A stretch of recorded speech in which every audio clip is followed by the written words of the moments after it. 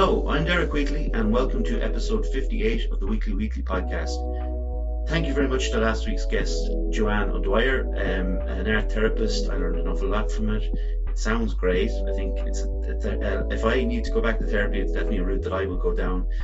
And Joanne, I'd love to have her as a promoter for every week episode, because she got everything out there on YouTube. All her channels kind of got great hits and that, and it deserved it because she was a great guest. So thank you very much, Joanne. Thanks for everyone for the support during the week, the shares and the likes and the listens and the comments and all those things. They're all very nice to hear and receive.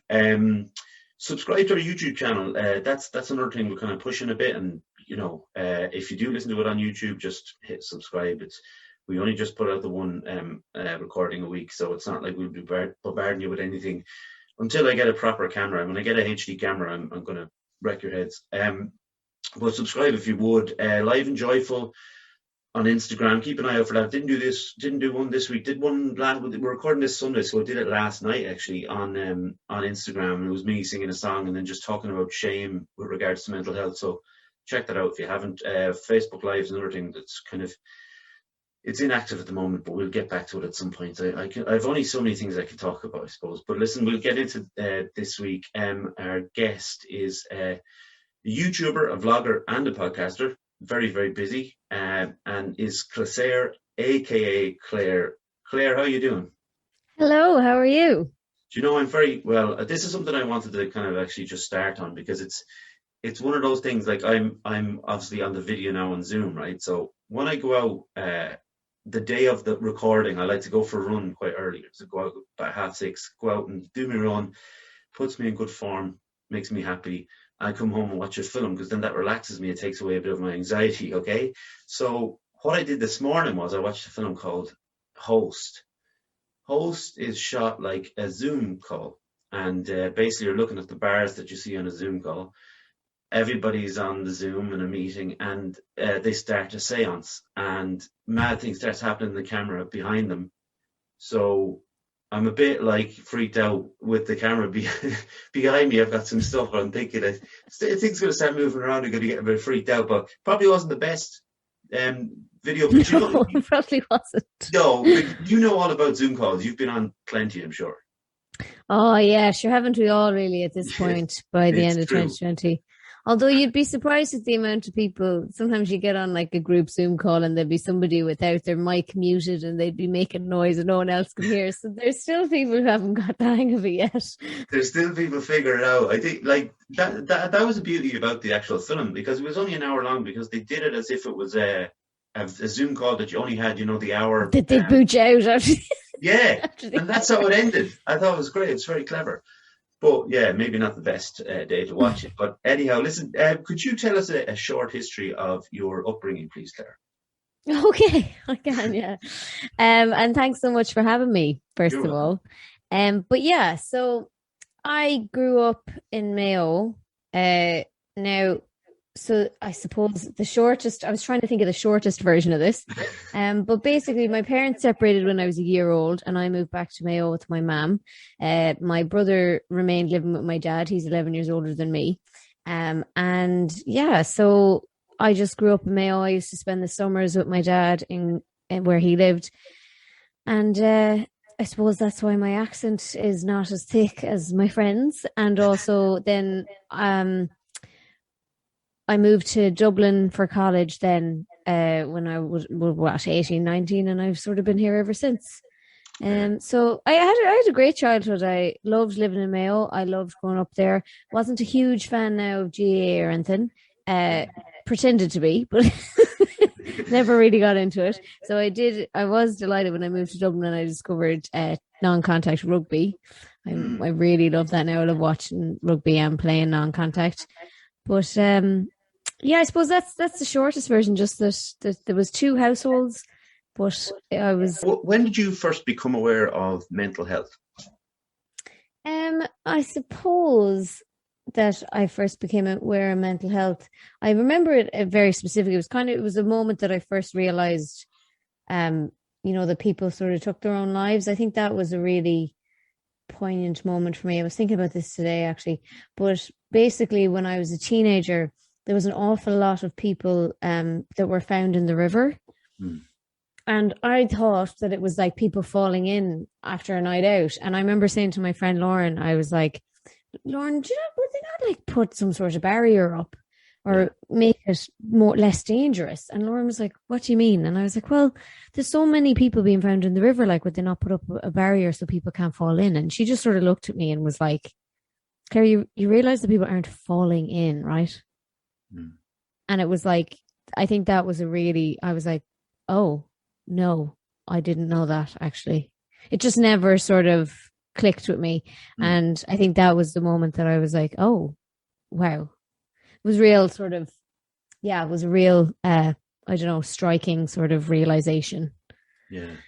Yeah. And then for me personally, you know, I think I went through a rough patch a couple of years ago, and I'd be the kind of person, I'd always be kind of like happy or positive or whatever you want to put it. I'm just sort of a bubbly like individual.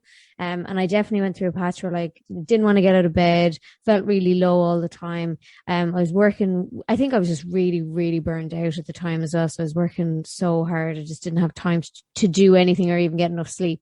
And I think ever since then, I've been much more aware of my mental health, and I've tried to manage it. And I use sport is one thing that I use to manage my mental health. So like when I'm playing sport, you know, I like get all my aggression out, but also it has opened me up to like new friends and new experiences. And it really just keeps me grounded. So I have struggled in this lockdown without sport for the last 3 months. Since December, I haven't been able to play. Yeah. And yeah, so I check in with myself regularly as well. You know, I try not to let feelings spiral or any of that. I try to make sure that I'm like, okay, how am I feeling? And like, why am I feeling that way? And when I'm unhappy with something, when I can figure out what's making me unhappy, I sort of try to move away from that thing. So whether it's a job or whether it's something that I'm just doing that I'm like, oh, why am I doing this if I'm not happy doing it? And so, yeah, I just try to keep in touch with myself constantly and see where I'm at. Yeah. Obviously that has been a little bit harder in lockdown because it's less easy to maybe distract yourself, or like, you know, if you're like, oh, the thing making me happy is being in my house 24/7. It's not really something that you can change right now.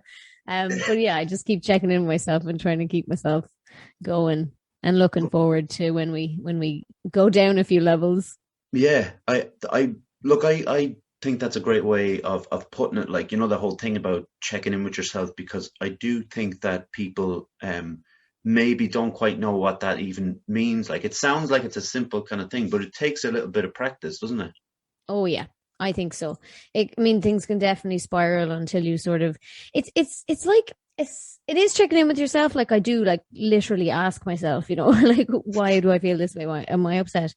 But also it's just kind of keeping an eye on, I sort of keep an eye on just changes in me, or it is really hard to explain, but it's like I'm self-aware essentially of my own emotions and how they get affected by things. And I do think that takes practice, and it takes time to learn why and how you react to things, and what it should be. Yeah, it does take some time to, it is hard to explain, and it does take some time to perfect the art, I suppose.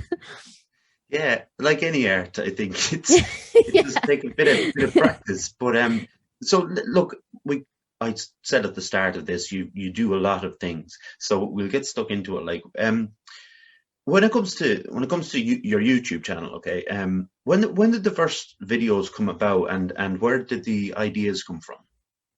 So my YouTube channel, my first upload was, I think, in 2008 or 2009. It was a really long time ago. And basically, I was just finished up in college, and I spent the summer like searching for a job, and nothing was happening. It was just at the start of the financial recession. I wasn't able to get any work. And I just sort of spent my time watching YouTube videos, and in particular, Jenna Marbles I was a big fan of her. And she was kind of the first female internet comedian, probably the first internet comedian really I saw at all doing kind of sketches. And I was like, wow, you know, I thought they were so funny. And I was like, God, I really want to do this as well.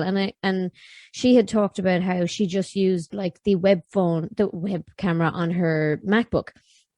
And like, so there was no barrier to entry there because I had a MacBook. So I just started also making video sketches using this, webcam on the MacBook. So you'd have to put the MacBook up on stuff and like position it so it could be a camera. Like it was awkward, but it was, a really low barrier to entry because I already had iMovie on the MacBook and I already had the camera on it. So I just started making stuff. And then, so my content has really changed over the years as I've grown up and as I've changed and my interests have changed.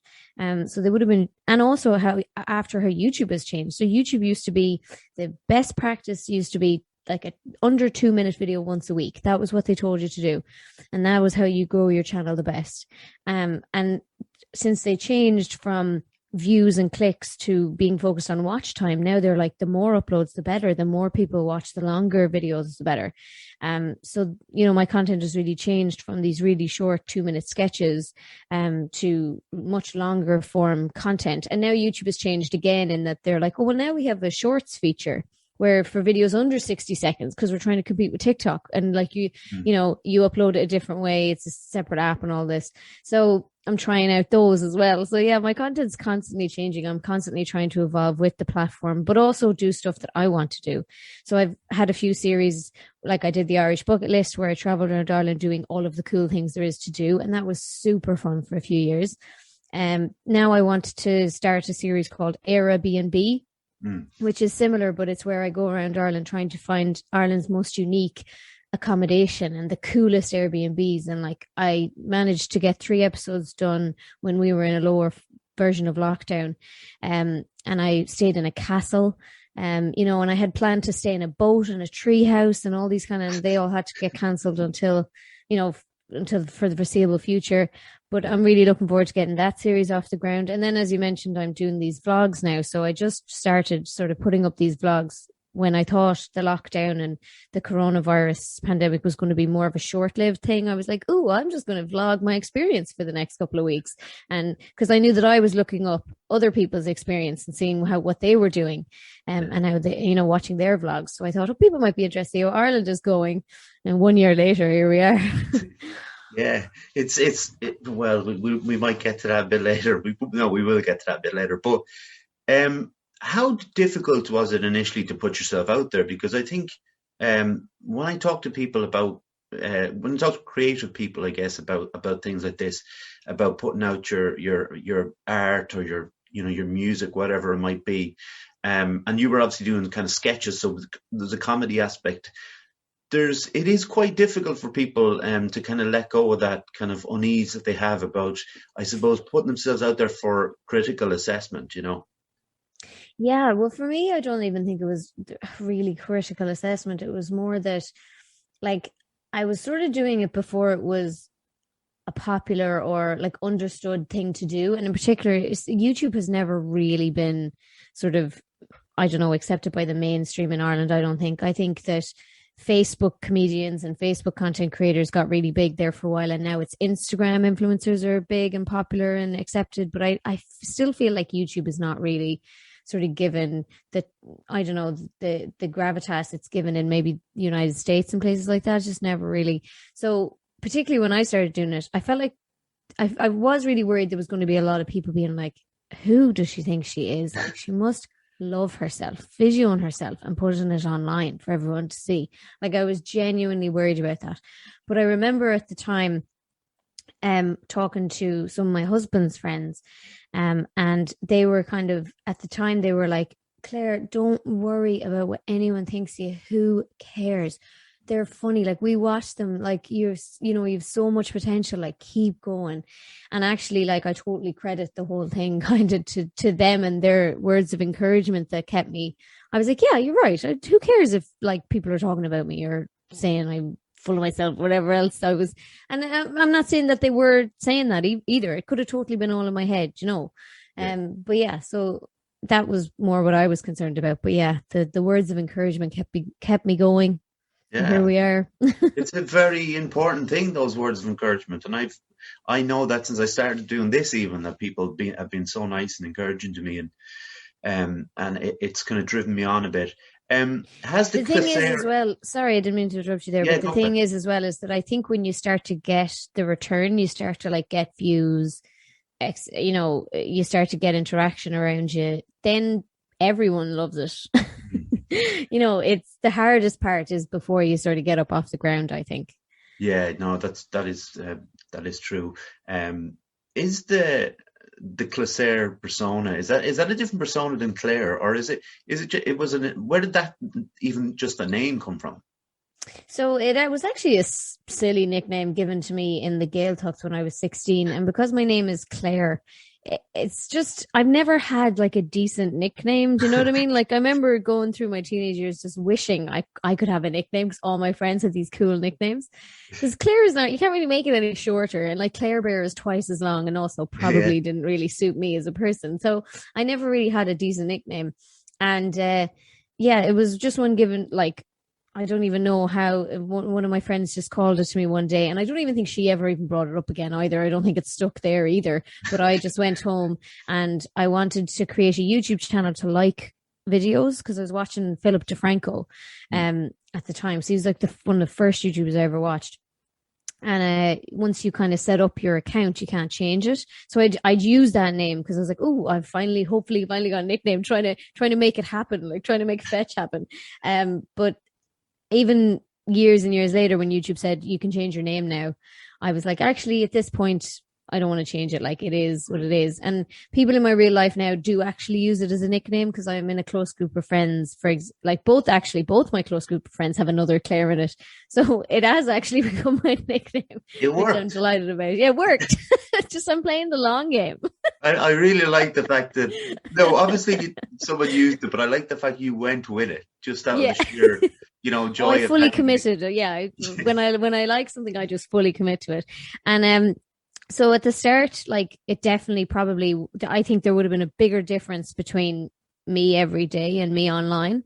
So you could have definitely said, yes, Clisare is this like online persona. Because I feel like everyone has different aspects of themselves. Like even when I'm in work, I remember that I've a couple of times actually, I've had an issue where I've met somebody through like a professional working capacity and they have been either disappointed or like surprised by how I am because they expect me to be like the way I am on YouTube. And it's like, well, the way I am in YouTube would be much closer to how I am in real life. And I'm laughing and I'm messing and I'm having the crack. Like I'm not going to go into work, and be like lying on the couch. It's just, everybody has sort of different personas. But yeah, I suppose at the start with the sketches, Clisare would, a lot of it was I was doing characters and I was doing really animated sort of videos but I mixed in some videos where I talked about my opinion. But yeah, I was always pretty animated, but I think that's pretty true to life. And now with my move into sort of more vlogging and more series where, like the two travel series, it's just more about me. That's much more closer to me.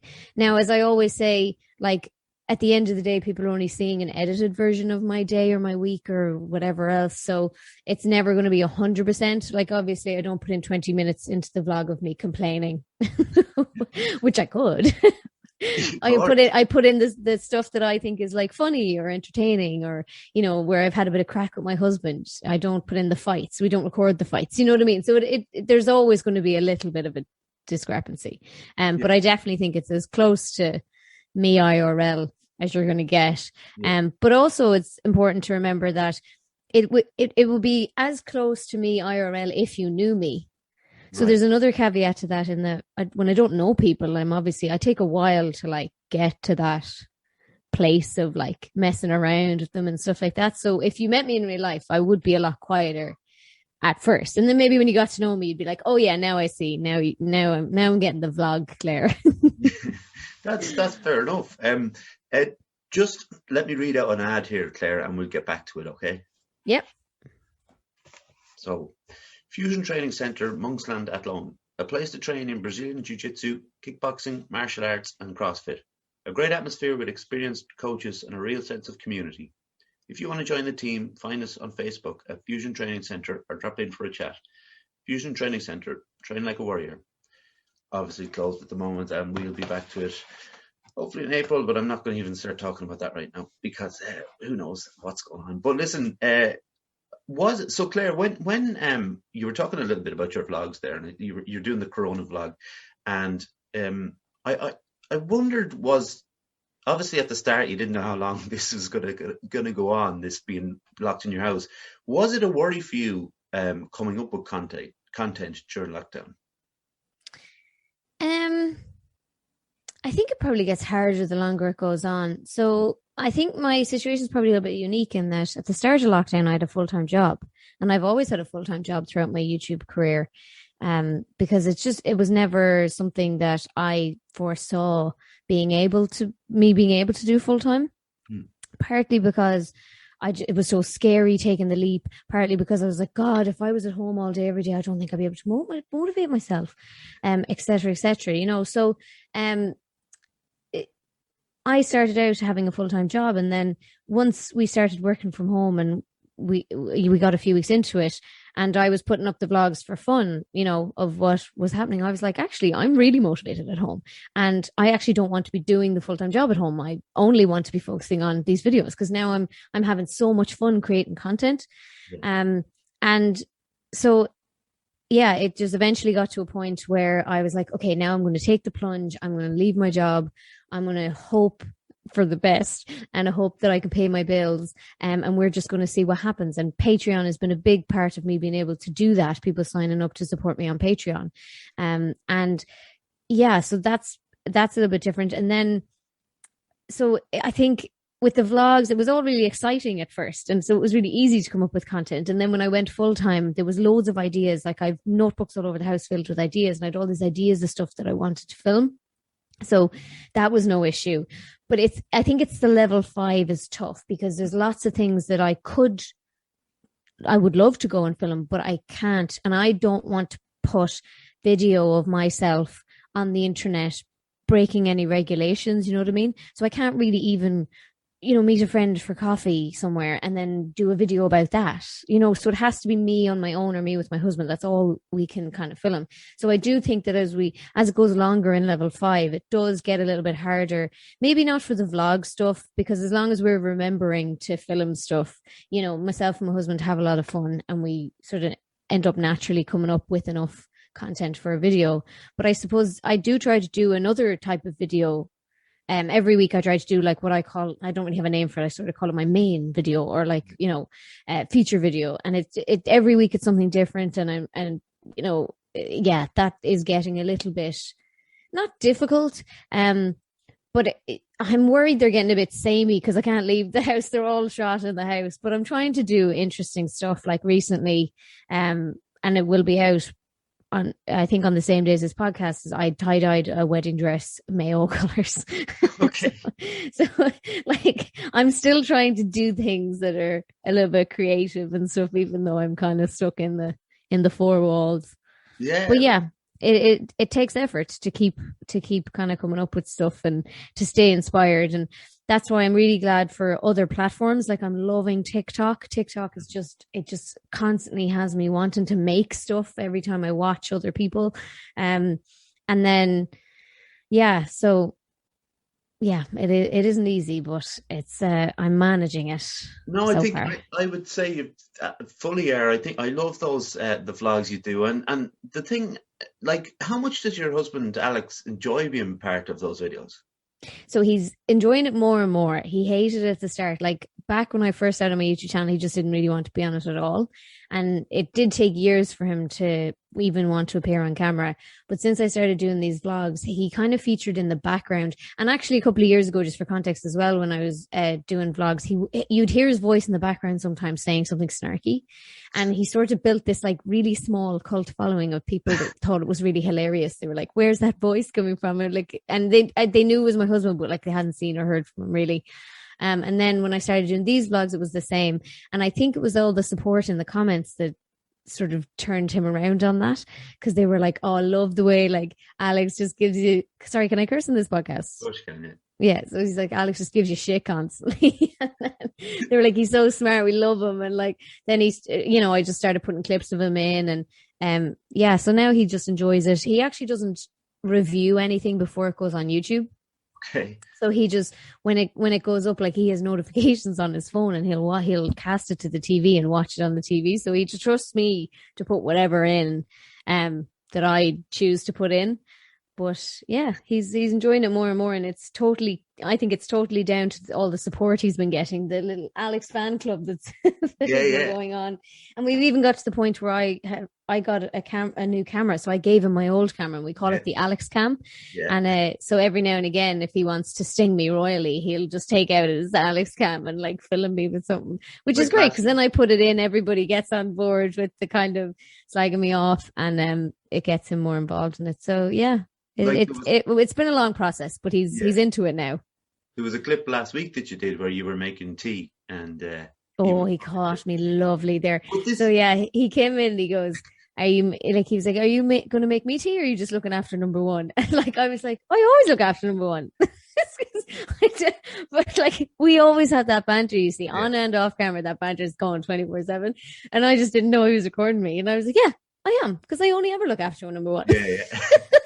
Superstar. And then he like lifts the camera, and I was like, "Oh, you." But you know what? Like, I think that the thing about it, like, there is a great chemistry that clearly couldn't be forced, you know. And I know obviously you're not putting your arguments up there, but it's not supposed to be about that. But the idea that there is a great chemistry, and that, you know, the whole thing about relationship goals, I think people will probably tag you with that statement as well. There is a third star of the videos, of course, and Millie would definitely be a fan favorite too. Yeah, I love Millie. So she's my little rescue dog. She's half terrier and half something else, but she's very quick, so she can run really, really fast when you let her off the lead. And yeah, she's a little pet. She is so like. She's very food driven. She's very attention driven as well. And also I kind of trained her, whether inadvertently or kind of knew what I was doing. But I've sort of trained her to really love cuddles, because when we got her first, I would nap on the couch with her a lot. And yeah, so she absolutely loves cuddles. So we're best friends, me and her. Yeah, it's lovely. And do you know, there was one thing actually I wanted to ask you about, and this is kind of random, but it was obviously on your video last week. I think it was last week, maybe the week before. But you had a Sunday yourself and your husband Alex, and you played the computer for hours on end, right? Yeah. But you seem to be were you just watching the whole time? Yeah, no. So the way I see, this is one thing that I continue to do, even though doing this ages. Sometimes I put stuff in the vlogs, but like I don't explain it clearly enough. Okay. And I think that because I think when you're editing together footage of your own life, you just forget that like other people obviously weren't there, so you just don't. So maybe I didn't explain that clearly enough. But what we did was, and I think as well, sorry, it's probably part of it is you're afraid to over-explain stuff, because if you spend 20 hours explaining your vlog, no one's going to watch the actual vlog. So yeah, apologies if I didn't explain that well enough. But the way that what it actually was we decided we were going to play Rugby 15, and we literally played it all day. And that's not sponsored. It was literally just Alex found this game we'd bought and we had never opened. So we decided, right, we're going to play it. So we learned how to play it, and we played it all day. And the way that it worked was, you could play a league. You could play a 2-player league, so each of you picked your team, and each of you had to play every other team in the league, and then place, and then whoever got into the final played each other. Now, obviously, we both ended up in the final because we just hammered we had it on easy. We just hammered every other team once we figured out how to play it in the league, and then we both ended up in the final. So there was a lot of it where I was watching him play, or he was watching me play. And then at the end, we played each other. So yeah, it was a big long day of, half of it was watching each other play. But we were really interested in that. Do you know what I mean? Like I was slagging him off and heckling him, and he was heckling me when we were playing. But again, we were so into playing that I probably didn't get enough footage of us actually playing, you know what I mean? Because we were really into it. It was one of those ones where it was just because I knew this person who was able to sit and watch someone play the computer for hours on end. Like, it wasn't me, or it wasn't anybody related to me, but just could sit there and happily watch someone play the computer hours on end. But that's irrelevant to this part of the conversation, because I was interested in the psychology of someone who's able to just sit there and watch someone play computer. But obviously, oh yeah, no, like if he'd been playing, he loves Championship Manager. Like I couldn't sit and watch him play Championship Manager, and and I wouldn't be able to sit and watch him play a one-player game by himself. It was just the fact that the way that he performed affected the league and affected, like, which of us was going to come first in the league, so it's directly affected my play as well. So it was like, I feel like that's different. Yeah. And also I do love the rugby game. So I could watch that maybe. But yeah, no, I couldn't sit there and watch him play something like Red Dead Redemption or anything for hours. Oh, I couldn't. No way. That's fair. I would be the very same. But we're thinking of doing a video where I properly film it, because I've done a couple of gaming videos in the past, where we actually properly film us playing against each other with screenplay and all, and get properly into it. So I've been meaning to organize that. Yeah. Yeah, that'd be good crack, I think. So tell us then about your podcast, Storytime. When did that come about, and what was the idea behind it? So I started it a couple of years ago, and similarly to my YouTube channel, I did take a break, I think about 2 years ago from it, because there was a period where my full-time job just was too much with all the stuff I was creating. But I'm delighted now that I'm full-time back content creating, I can bring the podcast back. And so the idea for it, when it started, I think it started in 2016 or 17, like it was years ago, and it was when Storytime videos were huge on YouTube. So I was like, ding ding ding, do you know what I could do? Because I really wanted to create a podcast, but I just didn't know what about, and I tried a few different formats that failed. So I tried to do I did a pilot, as I call it, of one called Him and Her, and it was me and Alex doing a podcast together. And while the podcast is really funny, like I listen back to it, it's us doing this newlywed test to see how much you love each other or something. Oh no, sorry, it was the question. The questions, they were going viral a couple of years ago. It was like, these 30 questions will make strangers fall in love. That was it. And we were reading out these questions, and like Alex just the whole time just does not want to be there, and he's giving out, and the two of us are giving out to each other, and it's a very funny podcast. But he was like, I don't want to do that anymore like that. I'm just not interested in committing to that every week. And so I was like thinking about it. And then I was like, you know what I could do is I could have a Storytime podcast. So the point of the podcast is you come on, you tell your story. It gets into that trend on YouTube. So it was at the time, very, sort of trendy. And then, do you know what I could do as well is I could invite other people. Like, it doesn't have to be my stories. Like, because that was I was like, God, I'll run out of stories. And I was like, well, what if it's not a me podcast? What if I bring other people on? And so I did. I started with people on the Try channel, which is the channel that I appear on. And I got them on to share some of their best stories. And then I started expanding out. And, at this point, people reach out to me, or I post every now and again on social media to get more people to contact me.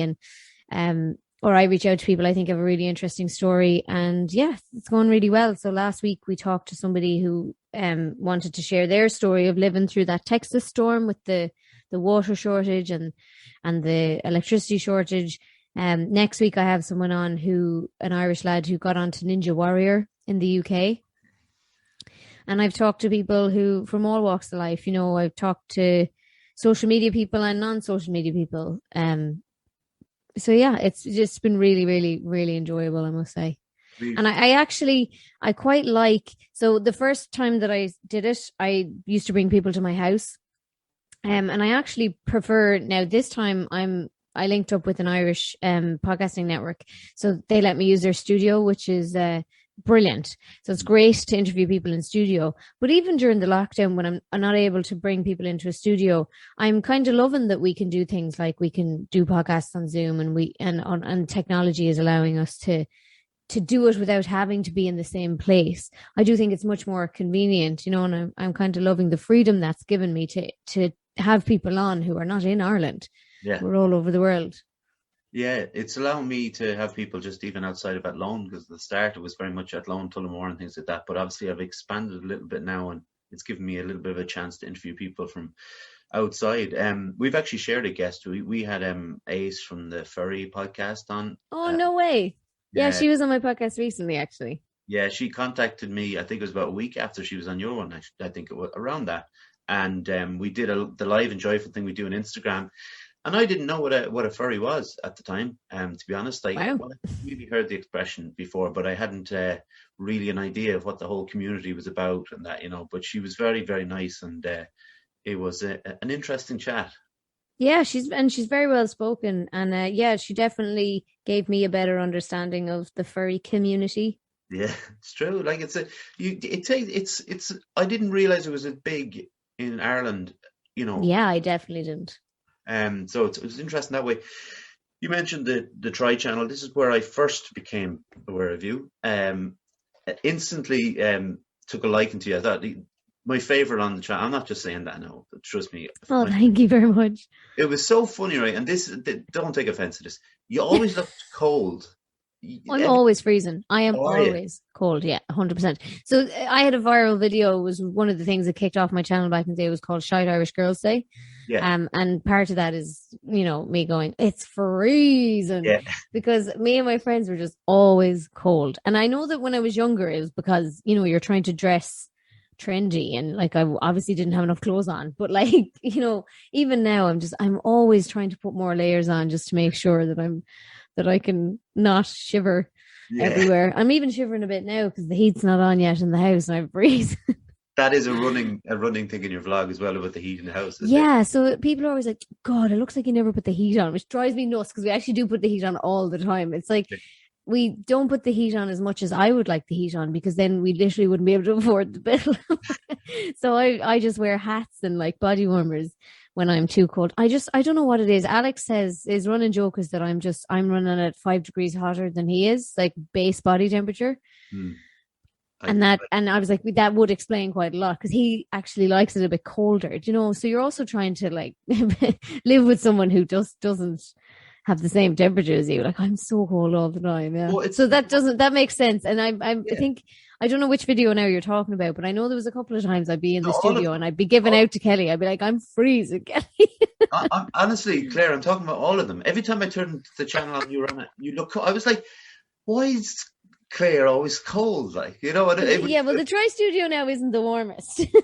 No, hey, look, that's the thing. Like, to me, I was just thinking, well, maybe it's cold in the studio, because studios are, they're hardly going to be roasted. It is a bit cold in their studio, but it's definitely part me as well. It's like no one else has. I don't think anyone else feels it as much as I do.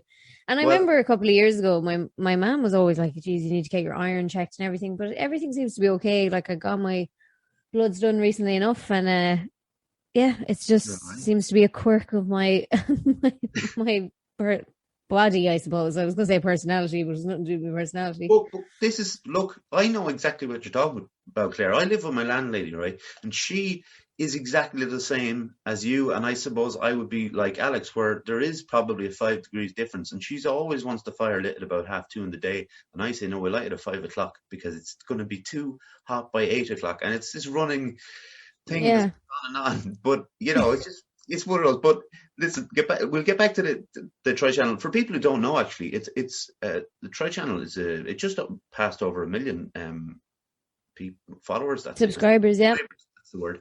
And it's a channel where, well, I suppose you would describe it better than I would. So the Try channel is basically, like, I think the joke has been running between us for years that it's the Irish BuzzFeed, but it's kind of, it's different now these days. But so it's like Irish people try things, we used to maybe watch stuff or try things in real life, but I think we've been focusing more lately on food, and people send food from all over the world and we just try them, and it's that simple and people love it. Yeah, I think it's great. It's mad how animated people get about their food. Yeah, for sure. And do you know what's great about the channel as well? You've managed to find a group of people that there's not one annoying person there, in my opinion. There's not one annoying person there. And for me, not to be annoyed by people is tough. It's quite, and I think it's great that I wanted to ask you, because I'm sure you brought this up in something else before, but like, what's the worst thing you've had to try in that? Yeah, so actually I was thinking about this the other day, and I think the worst thing, there's two things. First is the toe of Satan. So the toe of Satan is like this lollipop challenge thing, and it was really, really spicy. And the challenge was to keep it in your mouth for 5 minutes, which, I absolutely failed to do. I think I don't even think I got to 2 minutes. Or maybe I did get to 2 minutes. Anyway, I remember that I like inhaled, absolutely necked like a liter of ice cream afterwards to try and get the burning out of my mouth. But I actually think that something recently has overtaken that as the worst thing that I've done in Tri-Channel. And it was a similar thing, but it was the gummy bear of, I don't know, death or something. And it was like this really spicy gummy bear. And I think the challenge was that you just to eat it, I suppose. But I remember we were sitting there and we were chewing it and it was really, really getting sore. And I think basically the challenge was, keep it in your mouth as long as you can, but when you can't, don't spit it back out, So we were like, right, this pain is unbearable now. So should we just swallow it? And then I looked to Grania, who was with me, and she was like, yeah, I'm just going to do it. And and I was like, let me know how you get on. And she swallowed it. And I was like, how are you? And she was like, yeah, it's fine. It's fine. The pain is receding. So I swallowed it. And then I was like, okay, great. Worst decision ever. That entire day was the biggest write-off. I was like, we made it through to the end of the shoot and that was fine. But as soon as the shoot was finished, I was like, oh, I don't feel well. Like it was a delayed reaction. Yeah. And then I was at home on the couch, like agony. Like it felt like the gummy bear was trying to claw its way back out of my stomach. It was agony the whole day. So yeah, that's definitely the worst one.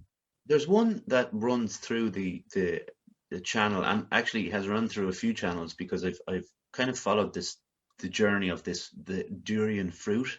I don't know why I've become obsessed with this fruit, right? Because I guess it's one of those things where I've obviously never been near a durian fruit, but the idea that it smells like a rotting corpse is pretty. I can't quite compute it in my brain.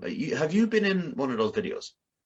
Yeah, so I actually used to work at Facts Channel before Tri-Channel was a thing. Okay. And Facts Channel did the same stuff.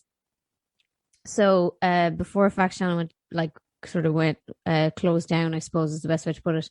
But when I worked in Facts Channel, we did an actual durian fruit. I think it was durian fruit shoot, and we ordered it. Oh no, sorry, that was surstrumming. There was the fish in the tin. Oh God! And yeah. that actually stank out the entire office for and the smell lingered then for weeks. Oh God! So in terms of smell, I think that one's way worse. But I don't think I've been in a direct, I haven't had a durian fruit. I've had durian fruit flavored things. Okay. So I've been in a number of shoots where, so the smell isn't as pungent if you're eating something that is it's like a durian fruit sweet or whatever. You know what I mean? It's it's a little bit tapered down. It still stinks, but it's not as bad as I haven't eaten an actual durian fruit. I find it. Is it from the Philippines or Thailand? Oh, I haven't a clue, to be honest with you. We'll say Philippines, and I'm happy to be wrong on this one. But I was thinking about it this morning when I go for a run. I'd be listening to a podcast, but I just honestly my mind just goes off. So I was thinking about these questions or whatever, and I'd like to think that if we sent over some sprouts, right, over to the Philippines. Boil them up when you overboil sprouts, it just tastes like iron. I'd like to think that would be our kind of revenge for the durian fruit. It may not work, but just that idea of what's our worst thing? I don't mind sprouts. The way my dad cooks them, lovely, but I think they're probably our worst kind of thing that we could serve them. I don't know, could be wrong. I would say black pudding. Oh, that's a good one. Because I don't dislike it, but I think that whenever, you hear other countries talk about it, they are very shocked by it. Yeah. And they're very surprised by it. And even just the concept of what it is. Yeah. So I think that might be, they may like it, but also I don't think you like it on the first go. I think it definitely takes training. So I'd say they'd hate it. I'd send that now over the Brussels sprouts. That is a good show. I didn't even think of black pudding, and I don't eat black pudding because of, I used to eat it and then I saw how it was made and I said, oh, that's me, I'll see you later. But yeah, we should make them eat it while we show them a video. Yeah, exactly. While it's being, I think that's the best way of doing it. I think that's the best way. That's definitely revenge. When you talk, obviously, I follow you on Twitter, Claire, and obviously on there you have a bit more space to be Oh yeah, Twitter's my contrary platform now. That's where I go. That's where I get my opinion out into the world. Well, I think that's it for a lot of people. I think that's Twitter seems to be, because it is that, because people can. I follow about 50 people out of kind of self-preservation, I guess, and I do have the podcast page, which I just follow other podcasts. So it really is for my mental health to kind of keep it in check. I do know that social media, if you don't if I don't keep it on a level, bad things could happen, I guess. But how do you deal with the negative comments then? If you are being a little bit more, we'll say political for argument's sake, we'll use that word, but how do you deal with the negativity on there? On Twitter specifically? Well, negative comments in general, I suppose. Yeah, so on Twitter, I definitely will engage with people who are kind of looking to actually have a conversation. But yeah, you get a lot of sort of people just being like, shut up, whatever. The mute button is my friend on Twitter. I absolutely love to mute people. I feel like it really, it's a real kicker, because sometimes, like, when you block people, then they have this like sense of accomplishment that you've blocked them, and then they can tell you've blocked them. So I never block anyone. I always just mute people so they can just shout into a void all they want for all I care. And I love that. In terms of the other social networks, like on YouTube, I mean, it can be tough sometimes.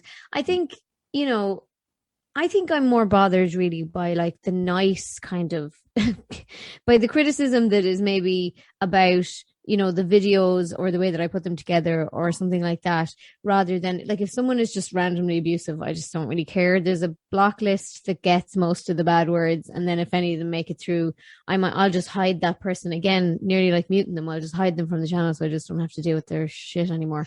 And I've been doing that a lot with, I've been very outspoken about thinking, saying that I want to get this vaccine, talking about, how I love masks. I teamed up with my friend to make a couple of different masks, designs, and things like that. So people, I get a lot of sort of those anonymous profile pictureless sort of replies where people are like, you're a sheep, you're this and the other, mute, hide from channel. But yeah, I think where it kind of could get to me is when people have a criticism. I know that somebody wrote something the other day and it was like, I was trying the new shorts feature, so I was putting up short videos in between my longer versions, and I was like, let me know what you think. And somebody wrote something like, what's with all the uploads this week? Like, you should just focus on 2 good videos a week instead of 7 shite videos a week. And like, to be fair, now I think that's really funny, but I remember that really hurt my feelings when I read it at first. And so I think that kind of stuff. But again, you just have to sort of take a step back and, try and figure it out. It can be tough as well, not just comment wise. And sorry if this is a bit of a tangent, but like when you have a Patreon and people are actually paying and supporting your content, it can be very sort of, not hard, that's not the right word, but yeah, sometimes you have to take criticism via those people who are much more on a, they're actually paying for this content. So, you kind of feel this need to please them, which is totally makes sense. But sometimes, you can get a bit of criticism and it can hurt, but you just have to sort of roll with the punches, and people in every profession have to take criticism and move on. But yeah, so long story short, when it gets past the level of like constructive criticism, I just mute. Well, look, you have to. I agree. I think, I don't obviously have that those comments coming in, but I know on Facebook, for instance, is an example of when there's too much, of people anti-maskers and all those kind of people who just keep on posting the same thing. I don't like block them or do anything like that. I don't unfriend them. I just unfollow them. See, you don't hurt their feelings. It's finding a kind of a good balance between the two, I suppose, where I just prefer not to kind of deal with it. There was another thing I wanted to talk to you about, and obviously I brought this up before the show, but you had unfortunately had a miscarriage back last year.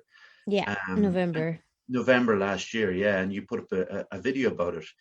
And then there was a reaction video then, a video that you reacted to that video in January, about some comments that were made because of how you were dealing with your own grief. Yes, so actually I totally forgot about that. So I do I've over the course of my time on YouTube, I've actually sometimes if I get a lot of comments that are outrageous, I'll actually put them together and make a jokey video about them. So a couple of years ago, I did like if internet commenters met in real life, and it was like actually I think I did two of them. I did one YouTube commenters in real life, which is the sketches you're meeting people on the street and they're saying these things to you, and I'm playing all the characters.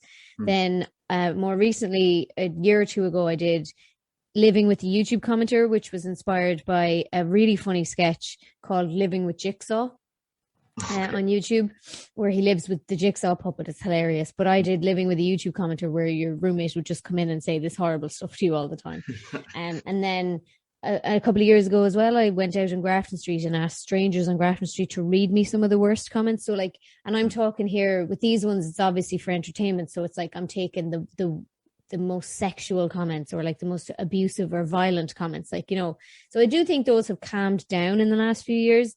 I think that, you know, a lot of changes made on YouTube has definitely changed the way discourse happens on that platform. It's not like the journal comment section anymore.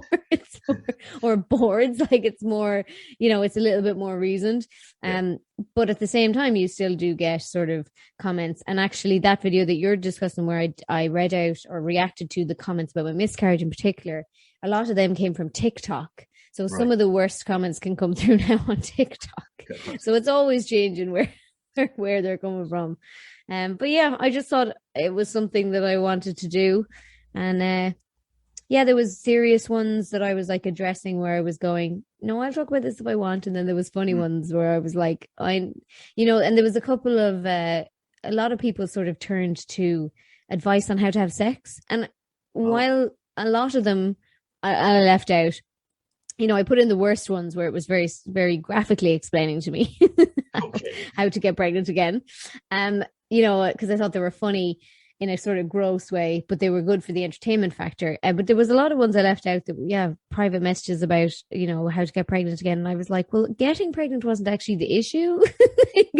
I was able to do that. So I really don't need this advice. Thanks very much. Yeah. You know, you had that, like, the idea that people were throwing the fact that you were, you know, to do with the abortion referendum and your stance on it, and as if it was some sort of karmic plan that had happened. So this is what I was worried about. It didn't really happen. I did sort of get one comment that was like, maybe you'll feel differently now. But actually, since I made that video more recently, I got a comment that was like, it was a very clear fake out of a comment, in that it was somebody was like, I saw in another video where you said that the miscarriage was your fault, and I just want to say that it wasn't, because no mother would take life away from a child on purpose, an unborn child, whatever. And I was like, oh, this is obvious. I was like, I just wrote back and I was like, you definitely didn't see me say it was my fault, because it wasn't. Because it isn't. And someone did ask me, actually, one of the comments was what happened, or like what caused it or something. And I don't think that was anything negative. I just think that person didn't know. But the nurses basically tell you, and the doctors, that there is no cause. The mother doesn't do anything to cause a miscarriage. It's literally that the way that the egg and sperm have fused together is just not sustainable for a long-term pregnancy. There's some sort of, they've just not fused together correctly. It's just a chromosomal deficit or something wrong with it, and it can only grow to a certain size, and then that's it. So it's nothing that the mother does or doesn't do to cause it. But it's just, it was the way that you handled it, I suppose, in front of where people don't have to do it, that, you know, in your position, we'll say, the people can do it behind closed doors and stuff, and you decide to you know, deal with that kind of grief the way that you want to deal with it, and then other people will come like barging in and telling you, no, this is how you should do it. And it's just kind of one of those kind of exhausting things. And I thought the videos were really good, and, you know, the first one very educational. You did explain about that, about the doctors, what the doctors told you, and then the second one about, you know, the kind of I suppose like you have your own kind of dark humor, which Yes.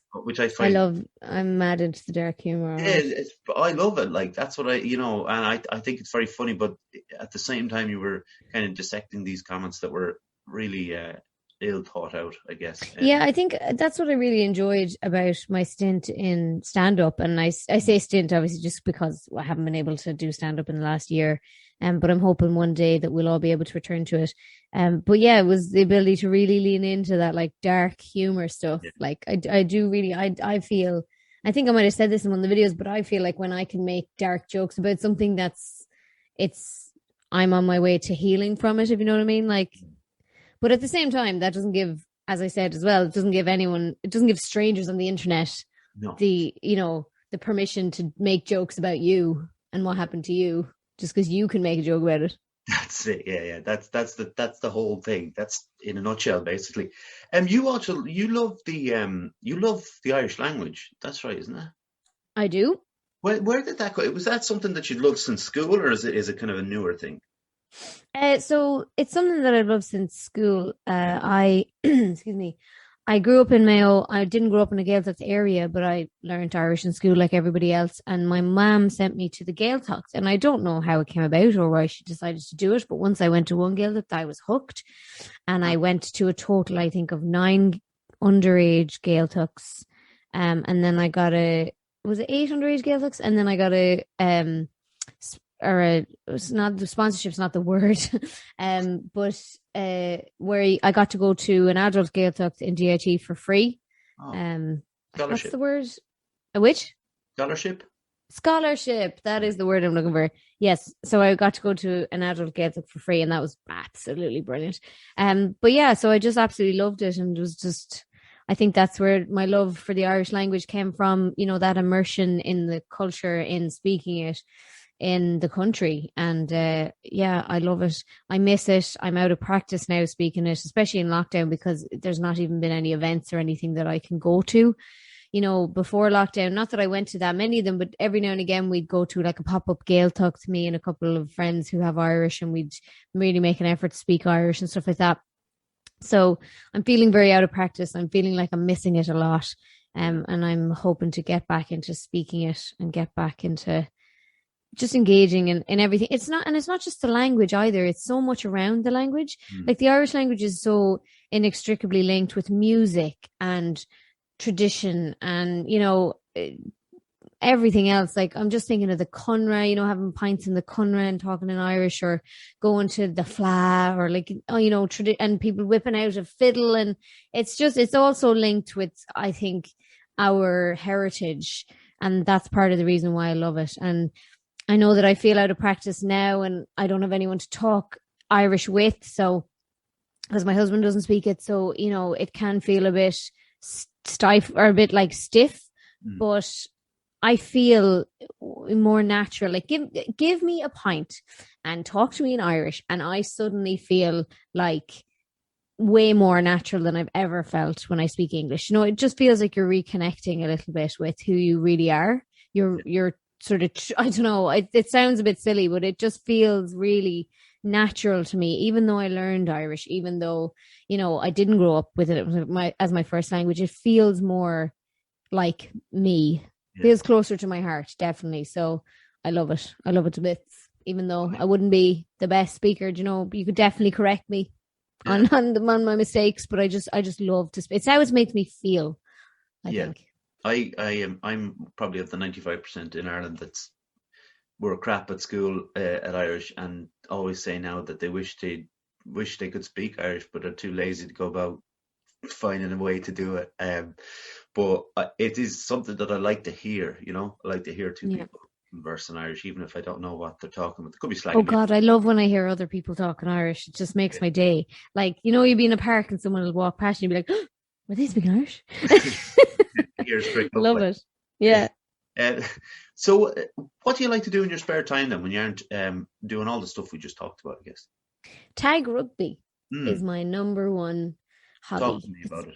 So when I came up to Dublin and met Alex, you know, he was mad into rugby, and I eventually, anyway, joined his tag rugby team, and just the love affair then just got out of control.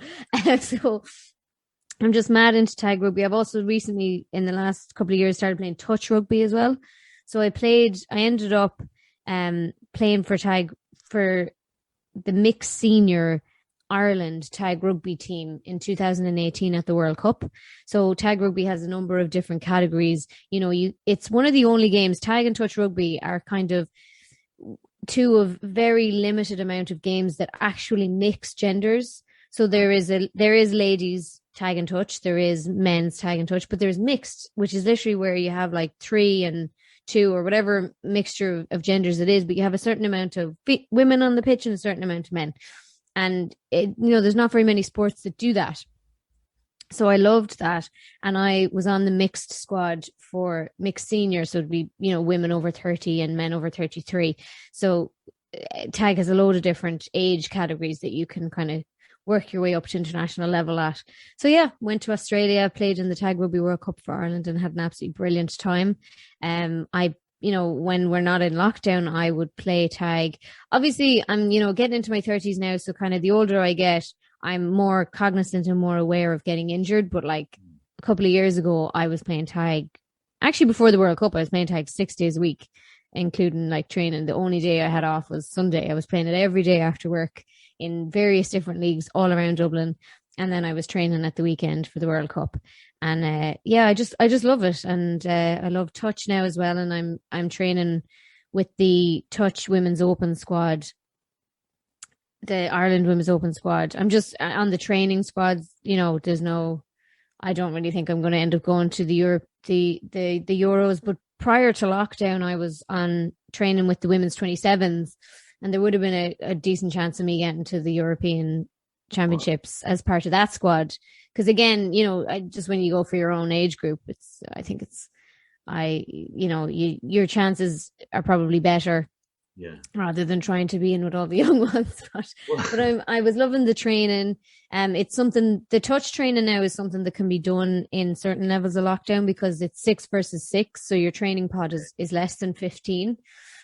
So tag isn't, unfortunately, the way that it's run. It needs, we need to be all the way back to level 2 to play it, because it's run in leagues. So there's loads of people, it's 7 versus 7 or 8 versus 8. So you're talking on the pitch. And then that's before you bring in subs and a ref. So you're over the 15 immediately. And then there's 2 games happening at once as well. So it's just, it's more of loads of people are involved in that. So yeah, that's not something that can happen in the higher levels, but I'm hoping that at least touch training might be able to come back soon. Because as I said, I totally use sport to manage my mental health and to manage, it just makes me feel so happy. And yeah, I miss it so much when I'm not able to do it. And also keeping fit is just running. I'm not a fan of running, like just running for no reason. I really don't like it. So when the gyms are closed and I can't work out and I can't play sport, I do find it quite difficult. Yeah, my brother always says the line, he'd only run if he was being chased. And I think I'd be the same. Yeah. I'd absolutely run if you'd passed me a ball and I saw a clear line to the try line. I'd run my heart out. But yeah, running around the block to try and stay fit is not really my cup of tea. I prefer being in the gym, and I like to be in the gym as well because I like to do gym work that helps me on the tag pitch. Like I like to do speed work or weights or whatever else will aid me on the tag pitch at a later date. So yeah, that's my number one hobby. I really don't have, other than that, I don't have I have just rediscovered old hobbies in lockdown. So I've done some painting. I used to be mad into painting. I've done some reading, also used to be mad into reading. But the thing is, I think with, social media and technology and all, you forget all these other things. You don't have time for them. So I've rediscovered those things in lockdown. So that's been fun. Good. Yeah. I could never, I'd love to, do you know what? I still think I am going to just go paint one of these days, just throw some paint on the canvas and see what happens. It's only because it's fun. Go for it. So what we did was Paint and Prosecco is like an Instagram account, and we ordered one of their kits.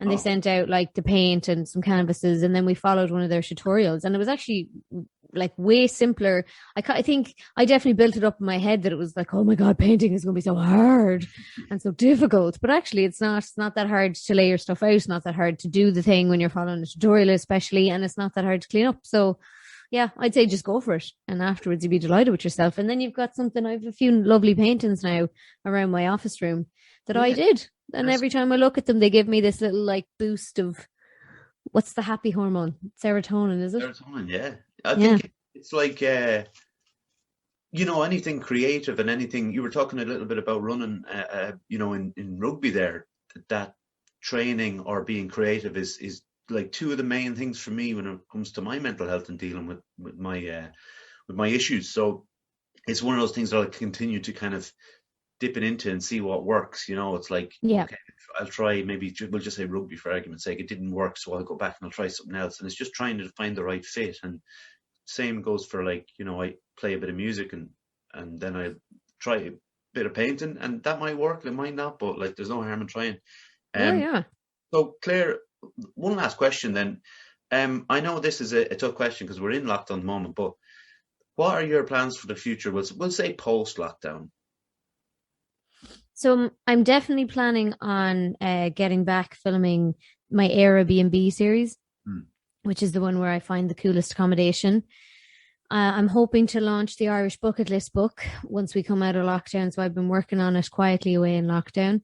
It's something that's been on, I wanted to make for years, but just a couple of different things have happened and it's been postponed and everything else. And I finally had the time in lockdown to work on it. So I'm really hoping to release that when we come out and when people can actually go do the things. There's no point releasing it before they can do the stuff.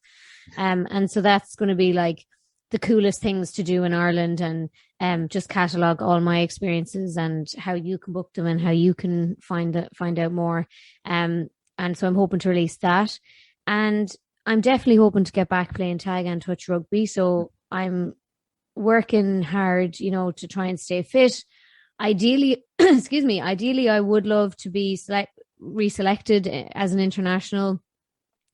So my focus is going to be on working hard and improving my game, playing as much as I can and training hard outside of, my YouTube stuff. So I'm so glad that I'm doing content creation full time now because, I think I love it so much, but I now will have time to devote to my hobby as well, so tag rugby now can be my sort of hobby where I can actually devote time to training. So that's a maybe, a hopefully, getting selected for tag or touch as an international. And obviously myself and Alex are still working towards hopefully having a baby. So, we're trying to just, I suppose we're just seeing what happens, whichever comes first. And lots of different plans. And sure, ideally they'd all happen. I'd be an international player with a baby and a best-selling book. But sure, even if one of those came through, I'd be delighted. Yeah, it all sounds great, and I just want to point out, because obviously we've talked about everything here, and people can follow you on YouTube and Twitter and where else? And Instagram and TikTok and all of the places. They can check out Clisare.com as well, which is my blog. But YouTube would be kind of my biggest platform, and then TikTok would be different. So I guess it depends on what platform you prefer. So there's different content for different places. So when you're subscribing to Clisare, subscribe to the Weekly as well. Listen, Claire, it's been great chatting to you. I really, really appreciate you coming on your Sunday, and I've loved it. No worries at all, and sorry I was late. Don't you worry about that. Call myself out on the internet. Called yourself Keep accountable. I was going to mention it once you signed off the chat, but you did it, so it's good. but listen, thanks very much. Honestly, it was great, and I'll get back to you about getting that picture off you. All right? Yeah, no worries. Thank you so much. Thank you very much, Claire. Okay. Take care of yourself. Bye. Bye. So I'm just going to sign off here with saying thank you very much to John, as always, for his technical wizardry, for getting the last week's episode out on time, which was very, very important. So I didn't mean to give him hassle the last time. It was a bit unnecessary. The usual thank you to my mum, my dad, my grandfather, to Jer for the art, and Calvin for the music. Thank you for the music. Subscribe to YouTube channel, I said that already. Facebook, Instagram, Twitter, The Weekly, Spotify, Apple Anchor, Google Podcasts, etc. And thanks to everyone for listening. As always, we'll be back next week. Keep an eye on Instagram for some stuff that we might sort out for live stuff. And we'll see you all soon. Take care. Bye.